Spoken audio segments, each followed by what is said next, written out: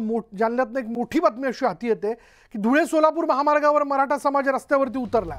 गाड्या अडवून मराठा समाजाने अचानक रास्ता रोको केला। जरांगेंची तब्येत खालावत चालल्यानं मराठा समाज आक्रमक झालेला आहे। सरकारनं तात्काळ दखल घेण्याची मागणी जी आहे ती या बांधवांकडून केली जाते।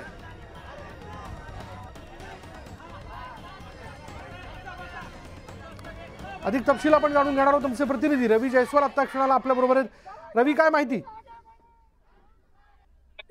मनोज जरांगे पाटील यांच्या आमरण-उपोषणाचा आजचा जो आहे तो 8वा दिवस असून 8व्या दिवशी जरांगे पाटील यांची तब्येत जी आहे ती अत्यंत खालावलेली आहे। त्यामुळे मराठा समाज जो आहे तो आता आक्रमक झाल्याचं आपल्याला या ठिकाणी बघायला मिळतं। आपण जर बघितलं धुळे सोलापूर महामार्गावरती मराठा समाज जो आहे तो या ठिकाणी रस्त्यावर उतरलेला आहे। आपण जर बघितलं या ठिकाणी मागच्या जवळपास 1 तास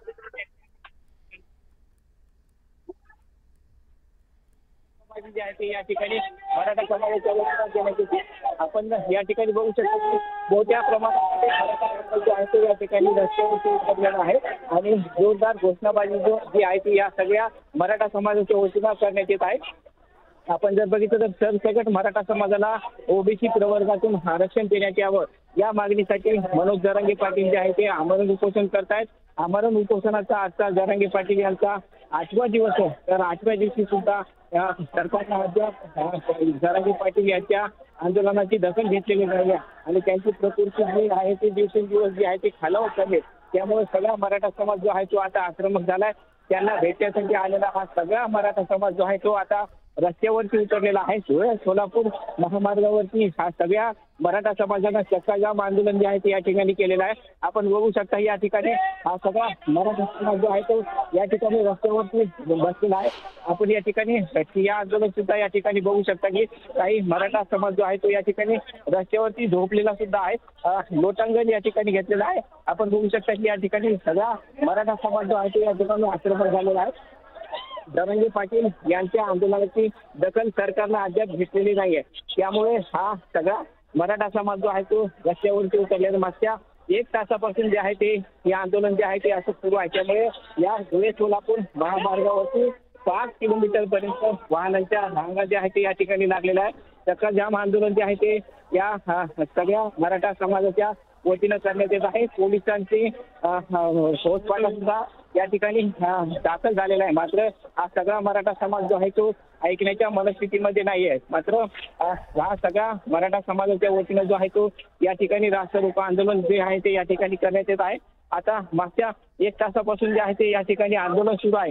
त्यामुळे जोपर्यंत सरकार जे आहे ते दखल घेत नाही आंदोलनाची, जरांगे पाटील यांच्या मागण्या ज्या आहेत त्या मान्य करत नाही, तोपर्यंत हे आंदोलन जे आहे ते अशाच पद्धतीने सुरू राहणार असल्याचा निर्धार जो आहे तो या सगळ्या मराठा बांधवांनी घेतलेला आहे।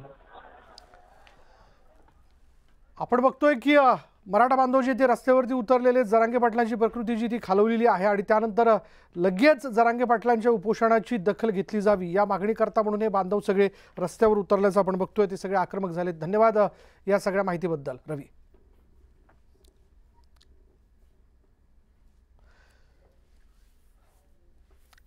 मनोज जरांगे पाटील यांच्या उपोषणाचा आजचा 8वा दिवस आहे।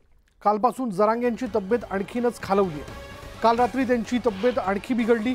जरांगेंचे सहकारी त्यांना पकडून स्टेजच्या खाली उतरवत असताना त्यांना भोवळ आली। जरांगेंची प्रकृती बिघडल्यानं मराठा कार्यकर्ते हवालदिल झालेत। उपोषणस्थळी उपस्थित असलेल्या महिलांना अश्रू अनावर झालेत।